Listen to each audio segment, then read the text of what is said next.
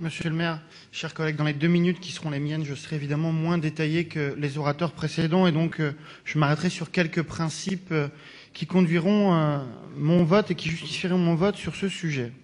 Il me semble que certains sujets nécessitent que nous sortions de l'idéologie ou simplement des bonnes intentions et qui nécessitent que nous regardions la situation au simple regard du principe de réalité. J'ai moins de chance que les autres en termes d'attention, visiblement. Oui, et il n'y a aucune raison.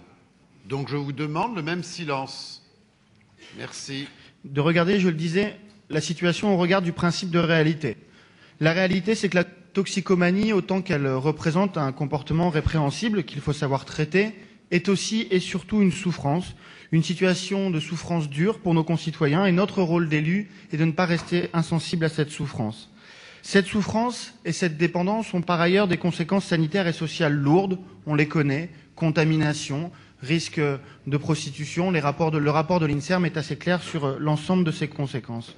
Et nous ne pouvons, en tant qu'élus parisiens responsables, être conscients qu'un certain nombre de nos concitoyens mettent leur vie et leur santé en danger et regarder ailleurs, faire comme si de rien n'était.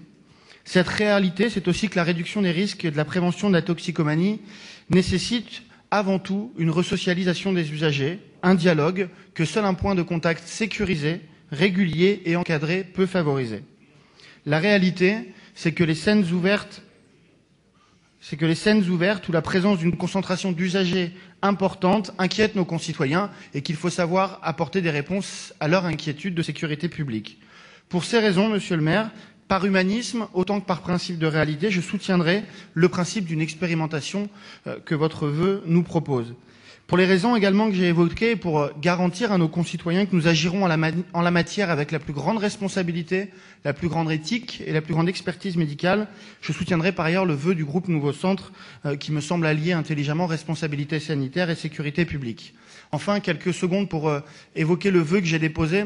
Il me semble que dans le parcours de soins, dans le parcours d'éducation à la santé des usagers de drogue, il y a un échec patent, qui est l'échec de l'incarcération. On sait que le rapport de l'INSERM le souligne, 61% des usagers de drogue ont un parcours d'incarcération, et ces parcours sont des parcours d'échec en matière d'éducation à la santé, en matière de resocialisation, en matière de réduction des risques. Et donc c'est pour ça que je souhaite que l'administration pénitentiaire et la prison à minima de la santé soient associées à nos travaux, de sorte que cette période puisse peut-être représenter une chance en matière de réduction des risques pour les usagers.